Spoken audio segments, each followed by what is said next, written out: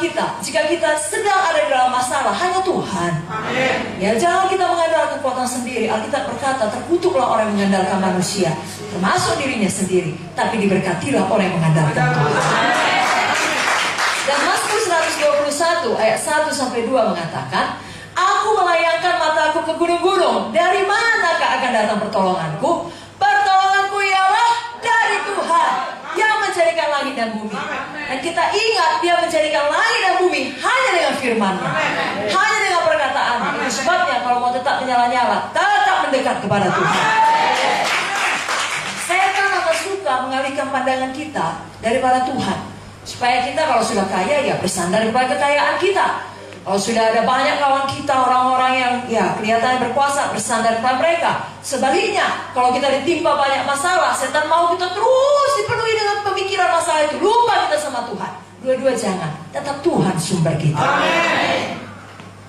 Biar kita selalu mendekat kepada Tuhan. Amin. Hana tidak mempunyai anak, dia rindu memiliki anak.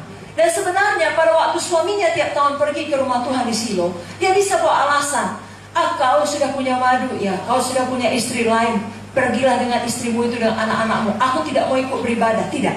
Dia bisa saja memilih tetap tinggal di rumah, di dalam depresinya, ya kesedihannya, atau menyibukkan diri dengan pekerjaan rumah tangga di rumah siang dan malam, atau pergi ke rumah teman-temannya dan menggosipkan suaminya, berusaha mencari simpati atau pertolongan mereka. Hana tidak demikian. Walau hatinya pedih, dia rindu anak, dia belum mendapatkannya, dia tetap pergi ke rumah Tuhan di Silo. Silo adalah lambang tempat di mana orang datang untuk berdoa, untuk menyembah Tuhan, mempersembahkan korban bagi Tuhan. Saat ini pun saya dorong saudara, kalau masih ada di antara saudara, saya percaya sebenarnya semua kemarin sudah menerima kebebasan. Amin. Tapi kalau di masa yang akan depan, saudara mengalami masalah yang berat, saudara ingat firman Tuhan ini. Amin. Kita teladani Hana, kita tetap beribadah. Amin. Kita tetap mengarahkan pandangan kita kepada Yesus yang adalah sumber kita. Poin yang kedua malam hari ini, yang mau diingatkan Tuhan melalui firman kepada kita, Hana berdoa dengan sungguh-sungguh. Amin. Kita pun kalau berdoa dengan sungguh-sungguh. Amin. Di dalam 1 Samuel 1 ayat 10 saya bacakan, dan dengan hati pedih ia berdoa kepada Tuhan sambil menangis terseduh-seduh.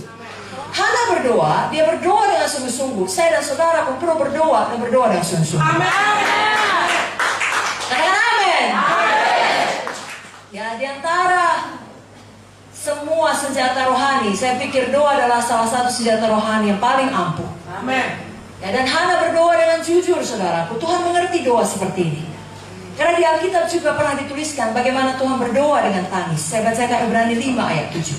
Dalam hidupnya sebagai manusia, ia telah mempersembahkan doa dan permohonan dengan ratap tangis dan keluhan kepada Dia yang sanggup menyelamatkannya dari maut, dan karena kesalehannya ia telah didengarkan. Kalau Yesus pun berdoa, mari kita juga berdoa. Amin. Karena memang senjata kita bukan senjata duniawi. Amin. Tapi senjata rohani. Amin. Saya bacakan 2 Korintus 10 ayat 3-5. Memang kami masih hidup di dunia, tapi kami tidak berjuang secara duniawi. Karena senjata kami dalam perjuangan bukanlah senjata duniawi, melainkan senjata yang diperlengkapi dengan kuasa Allah. Semua berkata kuasa Allah. Kuasa Allah. Yang sanggup untuk meruntuhkan benteng-benteng. Kami mematahkan setiap siasat orang dan merubuhkan setiap kubu yang dibangun oleh keangkuhan manusia untuk menentang pengenalan akan Allah. Kami menawan segala pikiran dan menaklukkannya kepada Kristus. Itu semua dapat kita lakukan melalui doa. Amin. Saya dan saudara tidak bisa mengubahkan hati manusia. Hanya Roh Kudus yang sanggup melakukannya. Amin. Dengan kuasa doa kita. Amin. Dan juga bagi diri kita sendiri. Saudara pernah lihat, kalau hidup lama saudara, kan saudara bisa mengakui tidak ada orang yang bisa mengubahkan saudara. Adalah kuasa Roh Kudus yang mengubahkan saudara. Amin. Adalah kuasa firman hati saudara berubah. Amin. Sebabnya jangan pernah lupakan prinsip ini. Saudara kalau perlu, saudara nyanyikan selalu agar saudara ingat. Dengan berdoa ku hadapi semua. Dengan berdoa semua berlalu. Gunung-gunung kesusahan, gunung-gunung persoalan. Dengan berdoa semua berlalu. Amin. Kita, gunung-gunung kesusahan kita, gunung-gunung persoalan kita bukan datang karena dosa kita. Kalau itu memang kita harus bertobat. Tapi seperti yang disampaikan Ibu Munja tadi, kita mau mengadakan KKR lagi Paskah, KKR lagi kemerdekaan, dan dengan rahmat Tuhan kita bertemu lagi tahun depan KKR Natal. Amin saudara. Karena saudara, setan tidak suka itu.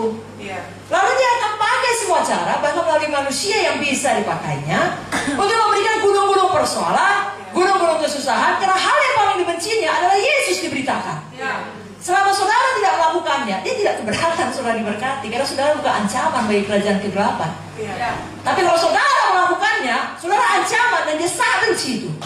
Itu sebabnya jangan heran kalau dari segala sisi saudara nggak ngerti loh, bukannya aku begini kok tiba-tiba bisnisku kok mengalami kemunduran. Jangan saudara heran, maju saja dengan berdoa, ku hadapi. Dan apapun yang dicuri setan, kalau saudara tetap bersuka cita, tetap berdoa, dia harus kembalikan 4 kali lipat, 7 kali lipat. Dan tiap kali kita mulai berdoa, biasanya akan terjadi penerobosan. Sebab yang kalau ada kita di sini, sudah kita coba dengan semua cara manusiawi yang kita tahu untuk satu perkara, dan kelihatannya belum berhasil. Mari kita ingat kembali, senjata kita adalah senjata rohani. Mari kita kembali berlutut dan kembali berdoa.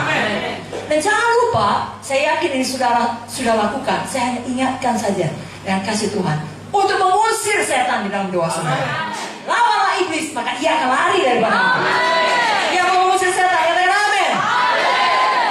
Dan tentunya tiap kali kita berdoa dengan sungguh-sungguh, walaupun itu menangis terseduh-seduh, bukan karena tidak ada harapan, kita menangis dengan iman. Ya, bukan soal menangis atau tidak menangis, itu terserah kepada saudara lah ya. Ya, tidak apa-apa menangis. Daud pun laki-laki gagah perkasa, raja sangat terkenal, pun menangis. Tapi bukan soal menangis atau tidak menangis, doa harus dengan iman. Karena tanpa iman tidak mungkin orang berkenan kepada Allah. Dan bagaimana menaik iman? Markus 11 ayat 24 berkata, apa saja yang kamu minta dan doakan, percayalah bahwa kamu telah menerimanya, maka hal itu akan diberikan kepadamu.